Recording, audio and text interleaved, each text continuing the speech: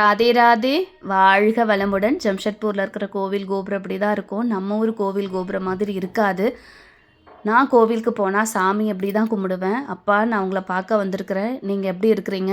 நான் ரொம்ப நிம்மதியாக சந்தோஷமாக இருக்கேன்னு சொல்வேன்னா, அவர் உடனே இதே மாதிரி என்றைக்கும் நிம்மதியாக சந்தோஷமாக இருமான்னு ஆசீர்வாதம் பண்ணுறதா நான் நினச்சிப்பேன். அது கண்டிப்பாக என் கூட நடக்கவும் செய்யும். இங்கே நிறைய பேர் பண்ணுற ஒரே தப்பு, உள்ளே நுழையும் போதே நமக்கு இருக்கிற பிரச்சனையெல்லாம் சொல்லி அழ வேண்டியது, அவரையும் டென்ஷன் ஆக்கிட்டு நாமளும் டென்ஷன் ஆகி அங்கேருந்து வருவோம். அந்த தப்பை என்றைக்கும் பண்ணாதீங்க. இது என்னுடைய டிப்ஸாக கூட எடுத்துக்கோங்க. உள்ளே நுழையும் போதே அவரை பார்த்து, அப்பா நான் ரொம்ப நிம்மதியாக சந்தோஷமாக இருக்கிறேன்ப்பான்னு சொல்லி பாருங்கள். இதே மாதிரி நிம்மதியாக சந்தோஷமாக இருமான்னு அவர் நமக்கு ஆசீர்வாதம் பண்ணுவார். கோவிலை விட்டு வெளியே போகும்போது, அப்பா நான் வீட்டுக்கு கிளம்புறேன், என் கூடவே என் வீட்டுக்கு வாங்கன்னு கூப்பிட்டு பாருங்கள். கண்டிப்பாக அவர் நம்ம கூடவே வருவார். நம்மளை படைச்சவருங்க அவர். நமக்கு என்ன பிரச்சனை இருக்குன்னு தெரியும், அது எந்த வழியில் வந்ததுன்னு தெரியும், எந்த வழியில் போக வைக்கணும்னு தெரியும். கண்டிப்பாக நம்ம பிரச்சனையெல்லாம் அவர் பார்த்துப்பார்.